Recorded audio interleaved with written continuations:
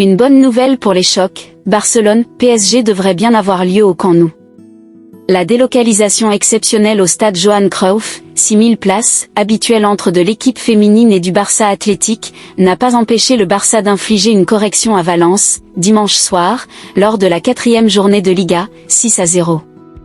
Après 3 matchs à l'extérieur, les joueurs d'Hansi Flick ont donc joué leur premier match à domicile, la faute à des retards dans les travaux au Camp Nou.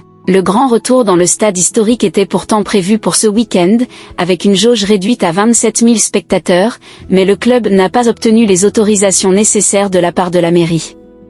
Alors que l'incertitude plane à propos de l'avancement des travaux du Camp Nou, le choc de la 2e journée de la Ligue des Champions entre le Barça et le PSG, prévu le 1er octobre, devrait bien se jouer dans l'enceinte principale des Catalans.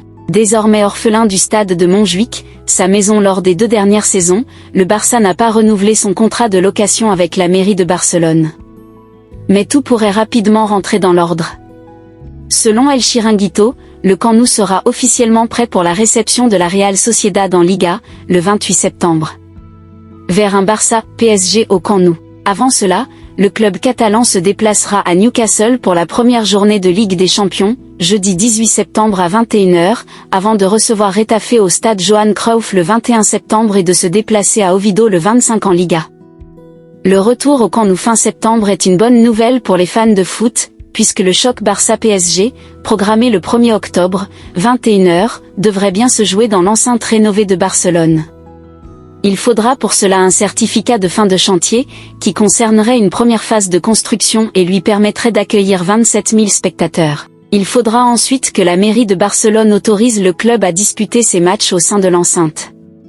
Comme expliqué par RMC Sport, la réglementation est plus stricte pour les matchs de Ligue des Champions.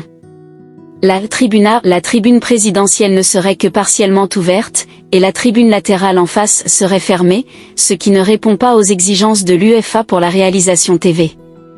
Pour obtenir l'autorisation de l'UEFA, le Camp Nou devra atteindre une 2e phase de réouverture. Dans cette 2e phase, la tribune latérale serait ouverte, et la jauge de spectateurs passerait à 45 000. Le club blaugrana espère toujours l'achèvement des travaux à l'été 2026. Le coût de ce projet d'extension, qui portera la capacité du stade à 105 000 places, devrait atteindre 1,5 milliard d'euros.